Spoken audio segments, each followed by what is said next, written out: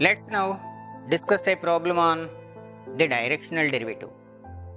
Let's find the directional derivative of a given function at a point in the direction of a given vector. Let the function be phi is equal to x square yz plus 4x z square and the point be 1 comma minus 2 comma 1 and the direction be 2 I bar minus j bar minus 2 k bar. Given function is phi is equal to x square yz plus 4xz square. Initially we have to find out a unit vector in the direction in which we want the directional derivative. Therefore, the unit vector in the direction of 2 I bar minus j bar minus 2 k bar is n bar is equal to 2 I bar minus j bar minus 2 k bar divided by its magnitude, that is square root of 4 plus 1 plus 4, or it is 1/3 of 2 I bar minus j bar minus 2 k bar. Now, by the definition of directional derivative of phi in the given direction, we have to find out grad phi at 1 comma minus 2 comma 1 and take it dot product with the unit vector we have determined. So it is grad phi initially is I bar into dou phi by dou x plus j bar into dou phi by dou y plus k bar into dou phi by dou z, or it is I bar into 2xyz plus 4z square plus j bar into x square z plus k bar into x square y plus 8xz. Evaluated at the point 1 comma minus 2 comma 1, it becomes j bar plus 6k bar. Now the required directional derivative is modulus of grad phi evaluated at 1 comma minus 2 comma 1 dot n bar. So it is modulus of j bar plus 6k bar dot 1/3 of 2 I bar minus j bar minus 2 k bar.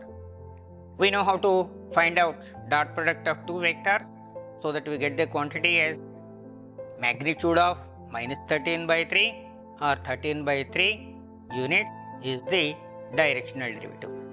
Let's now discuss another problem. This utilizes the significance of the gradient. In this problem, let's find out the angle between normals to the surface xy is equal to z square at two given points 4 comma 1 comma 2 and 3 comma 3 comma minus 3. For this purpose, we find out gradient of the given scalar function, evaluate it at 4 comma 1 comma 2 as well as at 3 comma 3 comma minus 3, denoting them by n1 bar and n2 bar. We can easily find out the required angle. Given surface is rewritten in the form f is equal to 0. So here f is equal to xy minus z square. What is the gradient of this function? I bar dou f by dou x plus j bar dou f by dou y plus k bar dou f by dou z, or it is y I bar plus x j bar minus 2z k bar. So what is the normal at 4 comma 1 comma 2? We substitute 4 for x, 1 for y, 2 for z in the earlier expression to get the vector normal to the surface at the point. Let's denote it by n1 bar. So n1 bar is grad f evaluated at the point is equal to I bar plus 4j bar minus 4k bar.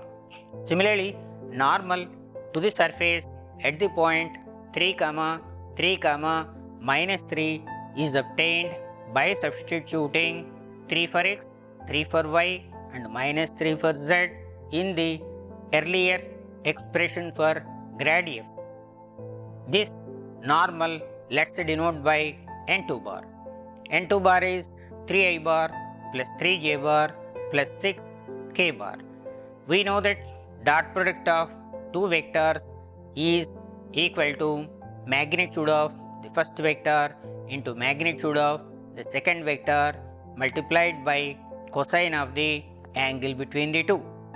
So if theta is the angle between the normals, then modulus of n1 bar dot n2 bar is equal to modulus of n1 bar into modulus of n2 bar into cos theta.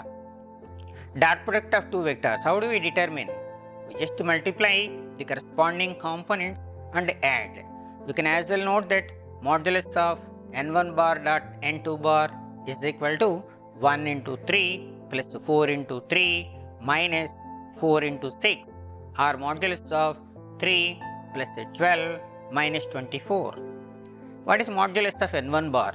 Sum of the squares of the components under roots gives us the magnitude. So magnitude of the first vector is square root of 1 plus 16 or root 33. Magnitude of the second vector is square root of 9 plus 36 or it is root 54. So cos theta is modulus of n1 bar dot n2 bar divided by modulus of n1 bar into modulus of n2 bar, or it is modulus of 3 plus 12 minus 24 whole divided by root 33 into root 54, or it is 1 by root 22. So theta is cos inverse of 1 by root 22.